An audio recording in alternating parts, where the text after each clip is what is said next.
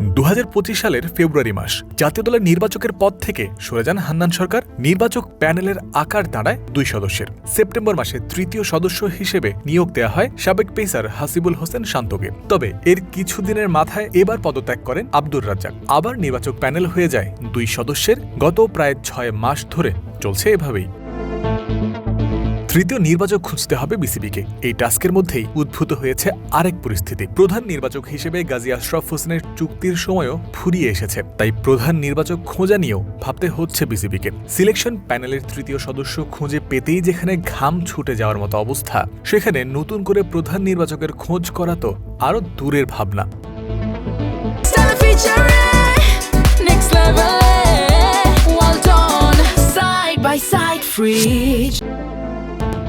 হাতে সম্ভাব্য সেরা বিকল্প যারা আছেন তাদেরকেই বেছে নেয়ার চেষ্টা করছে ক্রিকেট বোর্ড। এক্ষেত্রে সাবেক অধিনায়ক হাবিবুল বাশারকে প্রধান নির্বাচক হওয়ার প্রস্তাব দিয়েছে বিসিবি। বিশ্বস্ত সূত্র থেকে এই তথ্যের নিশ্চয়তা পেয়েছে ক্রিক ফ্রেন্সি। এর আগে 2016 থেকে 2024 সাল পর্যন্ত দীর্ঘ 8 বছর নির্বাচক হিসেবে দায়িত্ব পালন করেছেন বাশার। কাজ করেছেন তৎকালীন চিফ সিলেক্টর মিনহাজুল আবেদিন নান্নুর অধীনে।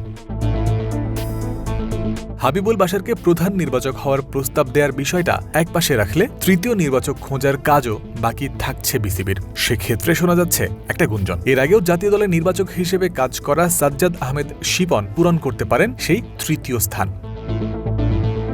হাবিবুল বাশার প্রধান নির্বাচক হওয়ার প্রস্তাব গ্রহণ করবেন কিনা সে সম্পর্কে এখনও পাওয়া যায়নি স্পষ্ট ধারণা। তবে এই প্রস্তাব তিনি গ্রহণ করতে পারবেন তখনই যখন গাজী আশরাফ হোসেনের পদ খালি হবে। যদিও দৈনিক সমকালে মঙ্গলবার প্রকাশিত একটি প্রতিবেদনে বলা হয়, লিপুকে আরও কিছুদিন প্রধান নির্বাচকের দায়িত্বে থাকার অনুরোধ জানিয়েছেন নাজমুল আবেদিন ফাহিম। এ বিষয়ে ইতিবাচক অবস্থান দেখা গেছে গাজী আশরাফের দিক থেকেও। চুক্তি নবায়ন করে চলতি বছরের পুরোটাই প্রধান নির্বাচক হিসেবে তার থাকার সম্ভাবনার কথাও বলেছেন তিনি। আমি 15 ফেব্রুয়ারি একটি চিঠি দিয়েছি আমার পরিকল্পনা নিয়ে। 28 ফেব্রুয়ারি আমার চুক্তির শেষ ধরে নিয়ে ফাহিমকে জানিয়েছি। সে বলেছে আরও কিছুদিন থাকার জন্য। সেটি 30 মার্চ বা 30 এপ্রিল হতে পারে। বেশি হলে 30 ডিসেম্বর পর্যন্ত চুক্তি নবায়ন করা যেতে পারে, কারণ 2027 সালে আমার ব্যক্তিগত অনেক কাজ আছে। বিসিবি কি করবে সেটি তাদের সিদ্ধান্ত। ইতোমধ্যেই যেহেতু খবর পাওয়া গেছে বিসিবি হাবিবুল বাশার সুমনকে প্রধান নির্বাচকের পদে আসতে প্রস্তাব জানিয়েছে, তাই বলা যায় গাজী আশরাফ হোসেন লিপুর সঙ্গে চুক্তি নবায়ন না করার সিদ্ধান্তই নিয়েছে বাংলাদেশ ক্রিকেট বোর্ড। জয়ন্ত বিন্দু, ক্রিক ফ্রেন্সি।